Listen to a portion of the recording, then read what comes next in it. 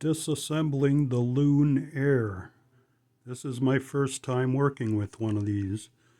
The end result was remove this piece and remove two tiny screws in the bottom. Then you have to get a tool to push on the charging circuit. Push hard. You have to push everything up out this hole. Nothing else is going to give you access to that battery until you push it all out.